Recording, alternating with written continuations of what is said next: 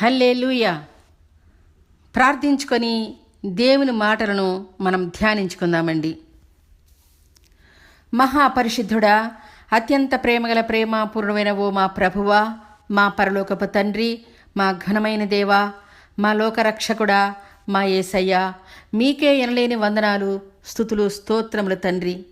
ప్రభువా, యెషయా ప్రవక్త ప్రవచించిన విధంగా మీరు ఆశ్చర్యకరుడవు, ఆలోచనకర్తవు, నితుడగు తండ్రివి, సమాధానకర్తవు, బలముగల దేవుడువు తండ్రి. మీకు సాటి అయిన వారు, సమానులైన వారు ఇంకా ఎవ్వరూ ఈ భూమి మీద ఎక్కడా లేరు యేసయ్యా. తండ్రి, నీవు సర్వలోకమునకు సృష్టికర్తవు కనుక నీవు కాక వేరెవ్వరూ లేరు మహాతండ్రి.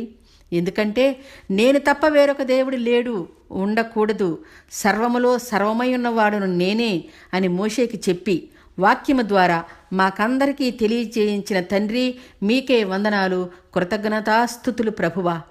అట్టి మీ అమూల్యమైన మాటల ద్వారా మీ ప్రేమను గుర్తించిన అనేక మంది మీ దైవ సేవకుల ద్వారా మీరే నిజమైన దేవుడువని, సత్యవంతుడవు, నిత్యవంతుడవు, నిత్యజీవము కలవాడవు, పరలోకపు తండ్రివి, రాజులకు రారాజు అని ప్రపంచమంతా దైవ సేవకుల ద్వారా ప్రకటింపచేశావు తండ్రి. ఆనాటి కాలంలో మిమ్మల్ని ఎరుగని అన్యులు కూడా దైవ సేవకుల మాటలు విని మీ ప్రేమ, కరుణ, జాలి, కృప, దయను గుర్తించి విని చదివి ఎంతోమంది మిమ్మల్ని వెంబడించారు దేవా.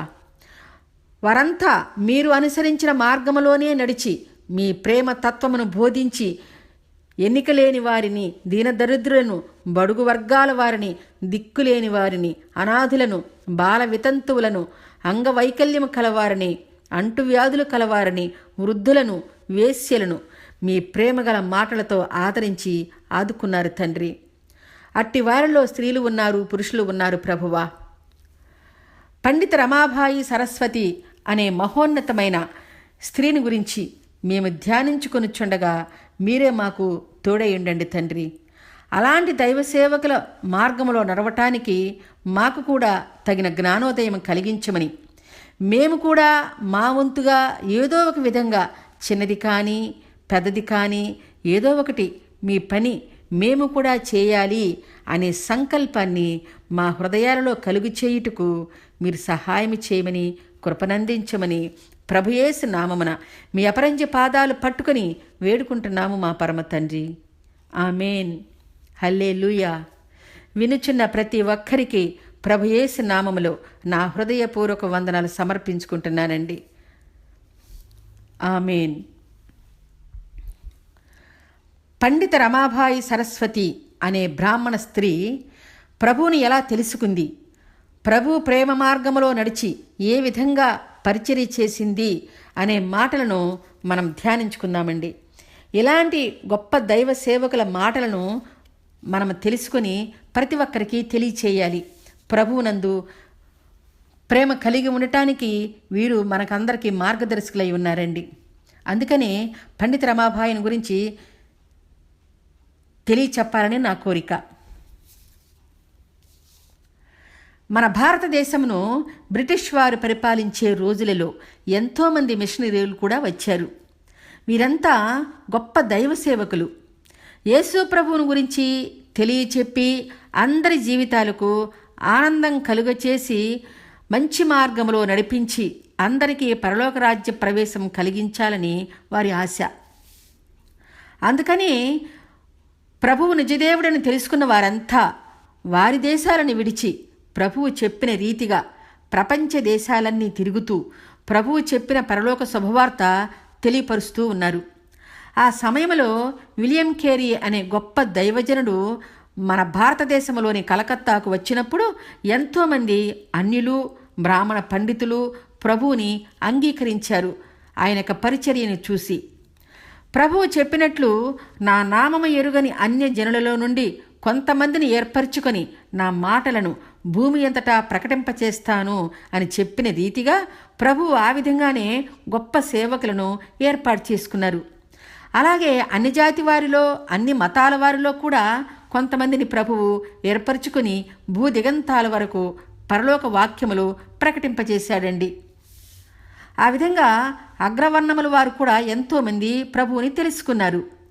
అగ్రవర్ణము వారిలో నుండి యేసు ప్రభువును గురించి, ఆయన ప్రేమ ప్రబోధనల గురించి తెలుసుకున్న వారంతా ప్రభువుని ఆత్మతో సత్యముతో నమ్మారు, విశ్వసించారు, ప్రేమించారు. యేసు ప్రభు ప్రేమ మార్గమును గురించి అందరికీ తెలియపరుస్తూ ఎన్నో మంచి పనులు చేసి చరిత్రలో నిలిచిపోయిన వారు ఎంతోమంది ఉన్నారండి. ఆనాటి రోజుల్లో అగ్రకులస్తులలో ప్రభువుని విశ్వసించిన వారికి ఎన్నో కష్టాలు వచ్చాయి. వారి కుటుంబముల వారు వెలివేసేవారు. కానీ వీరంతా సమాజం ఎంత ద్వేషించినా, వెలివేసినా, ఎన్ని బాధలు పెట్టినా, చెప్పలేని సమస్యలు కలిగినా వారంతా సమాజమునకు ఎదిరీది ప్రభు ప్రబోధనలతో వారి ఆశయాలను నెరవేర్చుకున్నారండి. వారంతా ప్రభువే సర్వలోక సృష్టికర్త అని తెలుసుకున్న తరువాత మరలా వెనక్కి చూడలేదు. ఆనాటి కాలంలో అట్టివారిలో స్త్రీలు కూడా ఉన్నారండి. ప్రభు పరిచర్య చేసిన స్త్రీలలో పండిత రమాబాయి సరస్వతి గురించి కొన్ని మాటలను మనం ధ్యానించుకుందాం. ఈమె అత్యంత విద్యావంతులైన బ్రాహ్మణ కుటుంబమునకు చెందినటువంటిది. ఆమె తండ్రి అనంత శాస్త్రి. ఈయన గొప్ప పండితుడు. పండిత రమాబాయికి ఒక అన్న, తమ్ముడు, చెల్లి ఉన్నారండి. రమాబాయి తండ్రి అనంత శాస్త్రి గారు హిందూ మతాన్ని గురించి, పురాణాల గురించి, వాటి విలువలు, విశిష్టతను గురించి అందరికీ తెలియపరుస్తూ కుటుంబాన్ని పోషించుకుంటూ ఉండేవాడు. అది వారికి ఒక వృత్తిగా ఉండేది అప్పటి కాలంలో. అనంత శాస్త్రి గారు ఆడవారికి కూడా విద్య నేర్చుకోవటం చాలా మంచిది, అవసరం అని తెలుపుతూ ఉండేవారు. కానీ ఆనాటి కాలంలో స్త్రీలకు విద్య ఉండేది కాదు, వారు చదువుకోకూడదు అనే నినాదం కూడా ఉండేది. వారు ఇంట్లో వరకే పరిమితం అన్నట్లు ఉండేదండి ఆ కాలంలో. ఆ విధంగా అనంత శాస్త్రి గారు స్త్రీలు చదువుకోవాలని ప్రోత్సహిస్తూ ఉన్నప్పుడు ఆయన చెప్పే మాటలు చాలామందికి ఇష్టంగా ఉండేది కాదు. అందుకని ఆ మాటలు ఇష్టపడని వారు అనంత శాస్త్రి గారి కుటుంబాన్ని ఊరు నుండి తరిమివేశారు. అప్పుడు ఆయన అరణ్య ప్రాంతాలకు సమీపంగా ఉండే ప్రాంతాల్లో, చిన్న చిన్న గ్రామాల్లో సంచరిస్తూ జీవిస్తూ ఉండేవాడు. ఆ విధంగా జీవిస్తూ ఉన్నప్పుడు మహారాష్ట్రలోని ఒక అరణ్య ప్రాంతానికి సమీపంలో ఉన్న గంగామాల్ అనే ఊరిలో క్రీస్తు శకం 1858 సంవత్సరం ఏప్రిల్ 23వ తేదీన రమాబాయి జన్మించింది. ఆమె బాల్యంలోనే తండ్రి ఒడిలో కూర్చుని సంస్కృతం అక్షరాలు నేర్చుకుంది. ఆమె బాల్యము నుండి చదువులో అత్యంత ప్రతిభ కనపరిచేదండి. అపారమైన జ్ఞానము కలది.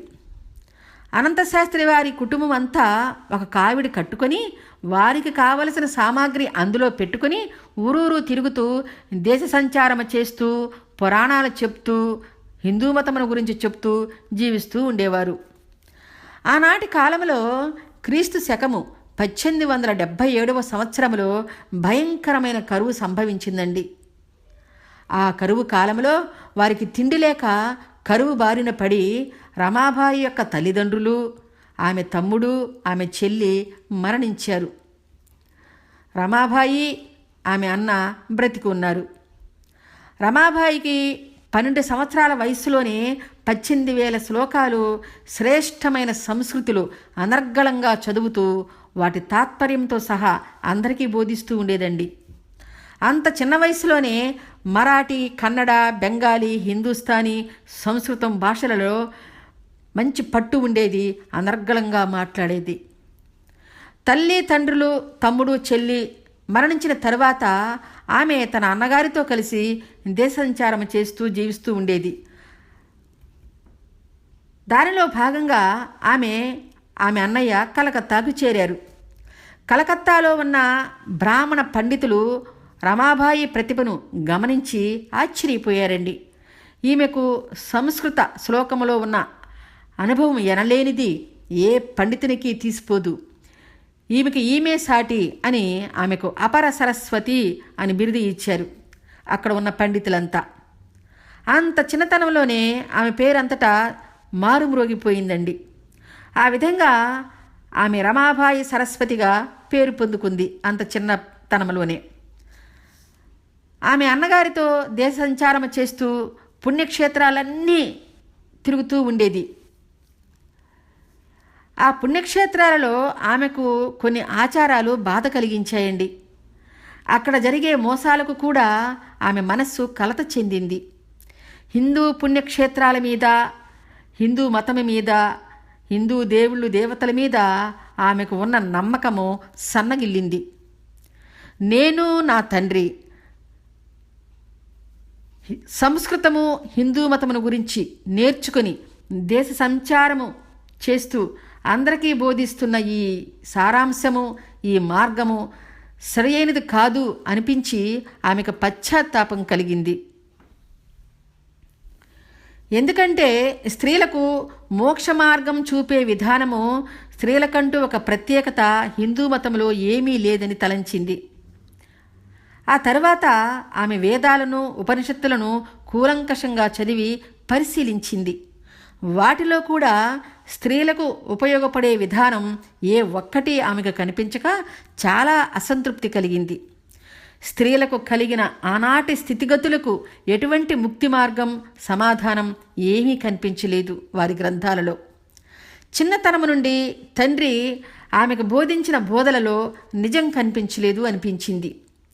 అయినా నా తండ్రి స్త్రీలకు విద్య అవసరం అని బోధించాడు కనుక నా తండ్రి కలను సాకారం చేయాలి, ఆయన ఆశయ సాధనం మేము నెరవేర్చాలి అని స్త్రీలందరూ విద్య నేర్చుకోవటానికి నా వంతు సహకారం అందించాలని నిశ్చయించుకుంది. ఆమె అన్నయ్యతో కలిసి నిరక్షరాస్యతను నిర్మూలించాలని రమాబాయి ముందుకు సాగిపోయిందండి. బడుగు వర్గాల వారు, ఎన్నిక లేని వారు, వెలివేసిన వారు ప్రతి ఒక్కరూ చదువుకోవాలని ప్రోత్సాహపరిచింది. అప్పటికి ఆమె వయసు 22 సంవత్సరాలు. అదే సమయంలో రమాబాయి అన్నయ్యకు విషజ్వరం తగిలి చనిపోయాడు. ఆమెకు మరలా ఒంటరిదిగా అయిపోయింది. ఆ తరువాత కొంతమంది ప్రోద్బలంతో తన అన్నయ్య స్నేహితుడైన ఒక న్యాయవాదిని పెండ్లి చేసుకుంది. ఆయన నిమ్మన జాతీయుడు. రమాబాయి ఆ నిమ్మన జాతీయుడిని పెండి చేసుకుని సమాజానికి దూరంగా వెళ్ళి నివసించిందండి. ఎందుకంటే ఆమె బ్రాహ్మణ కుటుంబమునకు చెందినది కనుక ఎలాగైనా మమ్మల్ని సమాజం నుండి వెలివేస్తారని దూరంగా వెళ్ళి నివసించింది. భర్తతో కలిసి అస్సాంలో స్థిరపడింది. కానీ ఆమె మనస్సుకు ప్రశాంతత, ప్రేమ ఉండేది కాదండి. ఎప్పుడూ ఆమె హృదయం అశాంతితో నిండిపోతూ ఉండేది. ఆడవారి పట్ల జరుగుతున్న అన్యాయపు ఆచారాలు ఆమెను బాగా వేధించేయి. ఈ దురాచారాలను నిర్మూలించాలి అనే ఆవేదన కలిగి ఉండేది. ఆ సమయంలో ఒక మిషనరీ స్కూల్ గురించి తెలుసుకుంది. విలియం కేరీ మన దేశమునకు దైవ సేవకుడిగా వచ్చినప్పుడు ఎన్నో మిషనరీ స్కూల్స్ స్థాపించి ఆడవారికి కూడా ప్రత్యేకంగా స్కూల్స్ స్థాపించాడు. అటువంటి మిషనరీ స్కూల్ గురించి తెలుసుకొని అక్కడికి వెళ్ళింది. రమాబాయి సరస్వతి ఆ స్కూలుకు వెళ్ళినప్పుడు మొదటిగా ప్రభువును గురించి తెలుసుకుందండి. ఆయన బోధించిన ప్రేమ ప్రబోధనలకు ఎంతగానో ఆకర్షితురాలయ్యింది. ఆమె హృదయము ప్రభువునందు నూతనపరచబడింది. ప్రశాంతత లేని ఆమె మనస్సు ఎంతో సంతోషపడింది. స్త్రీలపై ప్రభువు చూపిన ప్రేమకు ఎంతో ముగ్ధురాలయ్యిందండి. మిషనరీ స్కూల్లో పనిచేసే బోధకుల ద్వారా, టీచర్స్ ద్వారా పరమప్రభువు సర్వలోక సృష్టికర్త అని తెలుసుకుంది. మానవుల పాపముల పాప పరిహారార్థం పరలోకము నుండి ఈ భూమిపైకి వచ్చి కన్యగర్భమునందు జన్మించి ఈ భూమిపై 33.5 సంవత్సరాలు మన మధ్యలో పెరిగి పెద్దయ్యాడని తెలుసుకుంది. 3.5 సంవత్సరాలు దేవుని పరలోక రాజ్య శుభవర్తమానము అందరికీ తెలియచెప్పి సమస్త మానవుల పాప విమోచన కొరకు కలువరి కొండపై శిలువయాగము చేసి తన రక్తమును చిందించి ప్రతి ఒక్కరికి మోక్ష మార్గము చూపించినవాడు ఈ ప్రభువు అని తెలుసుకుంది. పాతాళమనే నరకము నుండి పరలోకమనే స్వర్గమునకు దారి చూపించినవాడు ఈ యేసు ప్రభు అని తెలియపరిచారు. దేవుని ఆత్మ ద్వారా ప్రవక్తలందరూ ఆయన పుట్టుకను గురించి ప్రవచించిన ప్రవచనాలన్నీ ఆ ప్రభువునందు నెరవేర్చబడ్డాయి. ఈ భూమిపై మన మధ్యలో నివసించినప్పుడు జరిగిన ఎన్నో అద్భుత ఆశ్చర్య కార్యాలు, స్వస్థతలు, చనిపోయిన వారిని బ్రతికించటం, ప్రభు దివ్య ప్రబోధనలు అన్నీ వారి ద్వారా రమాబాయి తెలుసుకుందండి. ఈయనే మానవుల రక్షణ కొరకు పుట్టిన పరమ తండ్రి అని గ్రహించింది. కన్యక గర్భమునందు పుట్టి పాపములు పరిహరించిన వాడు ఈ యేసుక్రీస్తు ప్రభువని ఆత్మతో సత్యముతో ఆ రోజే ప్రభువుని విశ్వసించింది, ప్రేమించింది. పరిశుద్ధ గ్రంథము పఠించిందండి. దానిలో ఉన్న పరమార్థాన్ని, సత్యాన్ని, మర్మాన్ని తెలుసుకుంది. ఈమె పండితురాలు కనుక ఆమె హృదయం తెరవబడి ప్రభువునందు పరిశుద్ధ గ్రంథం అంతా చక్కగా అర్థం చేసుకుంది. ప్రభువు ప్రేమ మార్గములో నడవాలని ఆ రోజే నిశ్చయించుకుందండి. అన్నింటికన్నా ముఖ్యంగా ప్రభువు అందరినీ సమానంగా ప్రేమించటం ఆమెకి ఎంతో ఆశ్చర్యం కలిగించింది. యేసుక్రీస్తుకు అందరూ సమానులే అని సంతోషపడింది. అల్పులు, ఘనులు, బడుగు వర్గాల వారు, ఎన్నిక లేనివారు, దీన దరిద్రులు, వృద్ధులు, విధవరాళ్ళు, వ్యభిచారులు, అంటరానివారు, కుష్ఠవ్యాధులు, అంగవైకల్యము కలవారు, అనారోగ్యము కలవారు అందరి దగ్గరికి వెళ్ళి ప్రభువు వారినందరినీ దరికి చేర్చుకుని ప్రేమించాడు. వారికి పరమతండ్రి శుభవార్త చెప్పి కుష్ఠవ్యాధులతో, పాపులతో వారింటికి వెళ్ళి వారితో కలిసి సహపంక్తి భోజనం చేయటం, వారినందరినీ సన్మార్గములో నడిపించి పరలోక మార్గము చూపించాడు. ఇవన్నీ కూడా ఆమెకి చెప్పలేని ఆనందాన్ని కలిగజేశాయండి. ఎందుకంటే వారి ఆచారాలకు భిన్నంగా ఉన్న యేసు ప్రభు ప్రేమకు ఎంతగానో ఆకర్షితురాలయ్యింది. ప్రభువునందు ఆమె హృదయనేత్రములు తెరవబడ్డాయి. ఈ భూమి మీద ఉన్న సమస్త జీవరాశులతో పాటు సమస్త మానవులు అందరూ ఆ పరమ ప్రభువుకి సమానమే అని తెలుసుకుంది. వితంతువుల పట్ల, వ్యభిచారుల పట్ల ప్రభువు చూపిన ప్రేమ ఎనలేనిది అని తలంచింది. ఎందుకంటే ఆనాటి కాలంలో బాల్య వివాహములు జరిగేవండి. చిన్న బాలికలను పెద్ద వయసు వారితో పెండ్లిళ్ళు చేసేవారు. మగవారు చనిపోయినప్పుడు ఈ బాలికలు యవ్వనవతులుగా ఉండేవారండి. ఆ చిన్న వయసులోనే వారికి తెల్లని వైదవ్యపు వస్త్రాలు ధరించి తల జుట్టు తీయించేవారు. అప్పటికి సతీ సహగమనము దాదాపుగా అంతరించింది కాబట్టి అప్పటి విధవరాలు బ్రతుకుతున్నారు. అలాంటి వారిని తెల్లని వస్త్రాలు ధరింపచేసి తల జుట్టు తీయించి ఒక మూలన చాప వేసి పరుండబెట్టేవారు. వారికి ఎటువంటి ఆలోచనలు రాకుండా, ఎటువంటి బలహీనతలకు లోను కాకుండా ఒక్క పూట భోజనం పెట్టేవారండి. అలాంటి ఆచారాలు చూసిన రమాబాయి సరస్వతికి ప్రభు ప్రబోధనలు ఎంతగానో ఆకర్షించాయి. స్త్రీల పట్ల ప్రభువుకున్న ప్రేమను బట్టి ఆమె మనస్సుకు ఎంతో ప్రశాంతత కలిగిందండి. ప్రభువు సమానత్వము కలిగినవాడు, అందరికీ శాంతి సమాధానం కలుగచేసినవాడు అని హృదయములో ఎంతో సంతోషపడింది. యిర్మీయా గ్రంథం 10వ అధ్యాయం 6లో ఉన్నట్లుగా, యెహోవా నిన్ను పోలినవాడెవడు? నీవు మహాత్మ్యము కలవాడవు. నీ శౌర్యమును బట్టి నీ నామము ఘనమైనది. జనములకు రాజా, నీకు భయపడిన వాడెవరు?